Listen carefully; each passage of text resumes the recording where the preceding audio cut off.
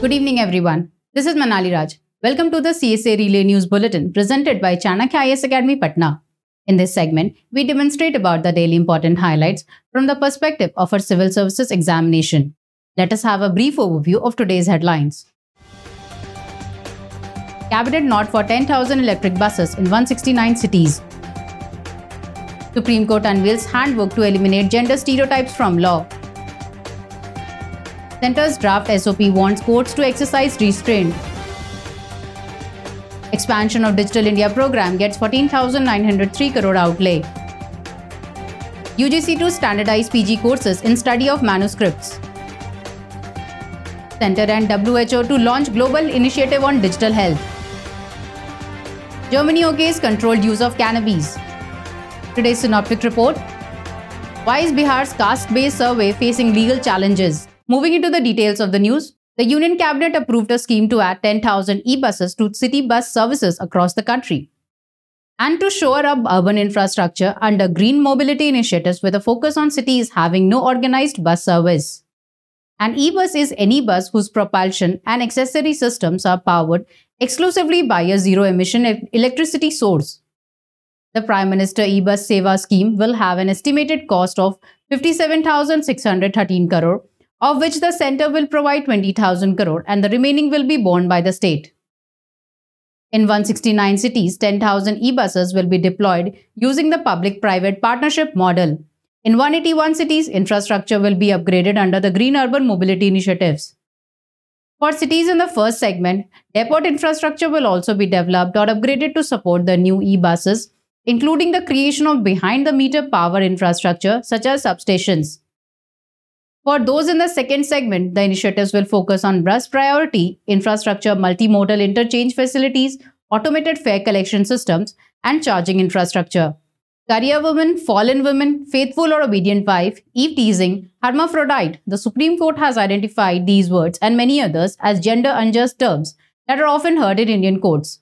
In a new handbook, the top court offered the correct terms that should be used instead: women, wife, street sexual harassment, intersex, etc.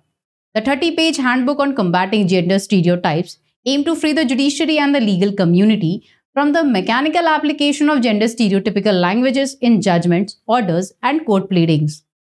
Announcing its publication in an open court, Chief Justice D.Y. Chandrachud said he hoped that the handbook would mark a significant milestone in the journey towards a more just and equitable society.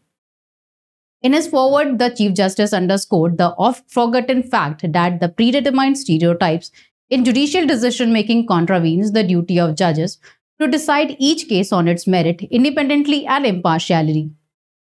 A 5-page draft standard operating procedure note prepared by the centre wants the judiciary to treat government officials summoned to the court more congenially, especially in contempt cases.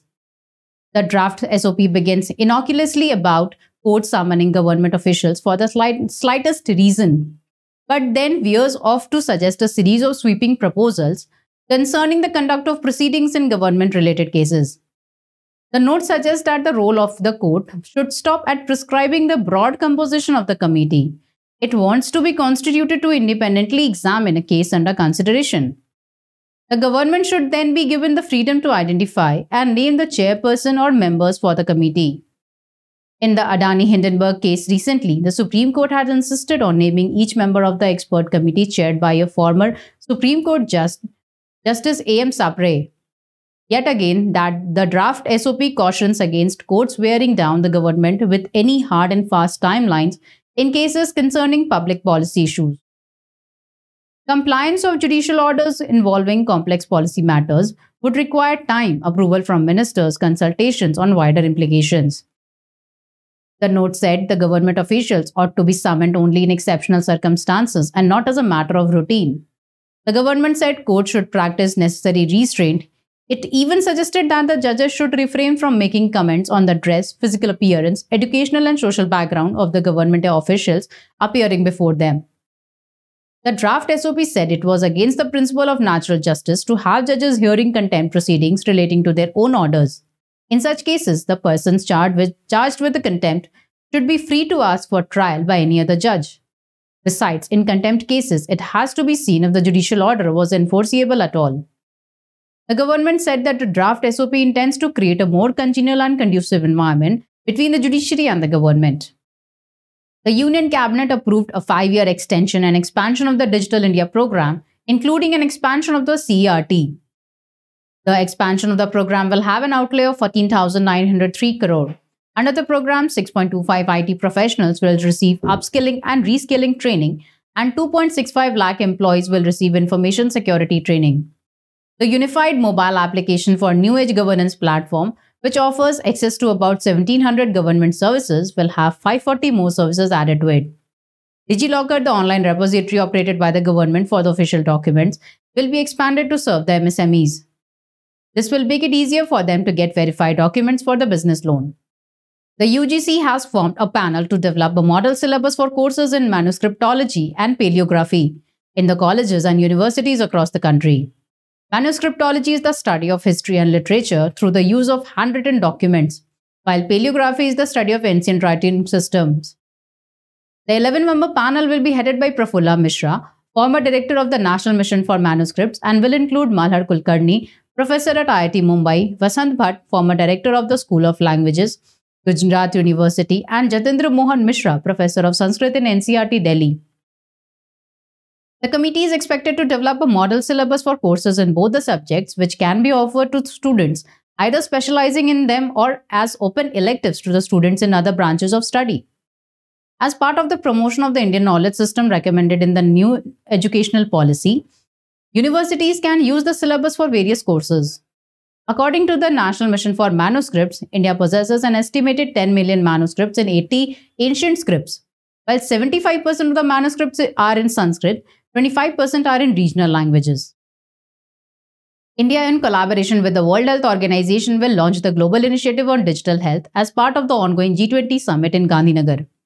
The first such global summit is aimed at data convergence, interface of health platforms, and investments in the digital health space around the globe.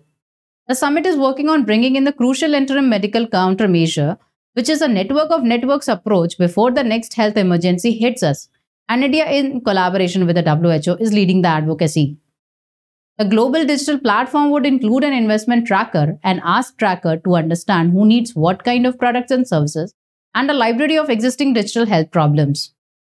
Digital health innovations and solutions would aid universal health convergence and improve healthcare services delivery. The initiative had found funding from the global partners. The German government approved a draft law legalizing the purchase and possession of cannabis for recreational use, with the health minister pushing back against criticism of the controversial plans. The legislation would allow adults to possess up to 25 grams of cannabis and grow up to 3 plants for personal use. People would also be allowed to join non-profit cannabis clubs of up to 500 members where the drug can be legally cultivated and purchased. The bill still needs to be approved by lawmakers in the German parliament. The more relaxed approach would crack down on the black market and drug-related crime, ease the burden on law enforcement, and allow for safer consumption of marijuana. Minors will still be prohibited from using the drugs, and the government will launch a campaign warning of the health risk for young people especially. Today's synoptic report is about why is Bihar's caste-based survey facing legal challenges?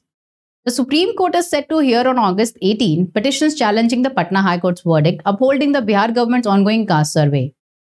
The census conducted at the beginning of every decade does not record any caste data other than for those listed as scheduled caste. In the absence of such a census, there is no proper estimate for the population of other backward classes, various groups within the other backward classes, and others. The petition in the Supreme Court contend that the state's June 6, 2022 order notifying the survey is unconstitutional since only the center is exclusively authorized to conduct a census under the Constitution. Some text in news. 69,523 grievances redressed by states in July. Sikkim disposed maximum number of complaints in the northeast. UP tops among states which have received less than 20,000 grievances.